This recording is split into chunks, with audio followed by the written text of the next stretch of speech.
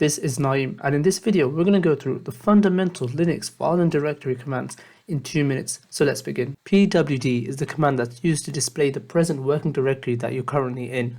For example, I'm inside the Yusuf Shakil directory. The ls command will list the contents and files of a directory, while ls-la will list additional files such as hidden files and directories. mkdir will create a new directory provided it doesn't exist. mkdir-p will create nested directories. We can also create directories within directories. rmdir will remove an existing directory provided it's empty. cd is an important command that's used to change directories.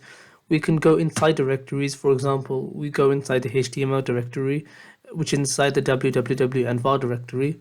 We can also leave a directory and go up a directory tree. Touch is used to create new files. In the following example, we're creating a file called hello.txt. The rm command is used to delete a file, whilst rm-f will forcefully delete a file.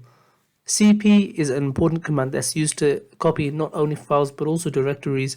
If the new file or directory doesn't exist, it's created, and if it does exist, it's overwritten.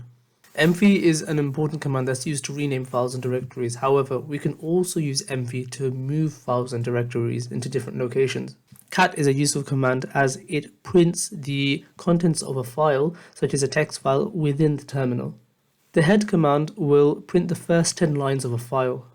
The tail command is very useful as it prints the last 10 lines of a file. Tail-f will print the last 10 lines and keep printing new lines as they get appended to the file.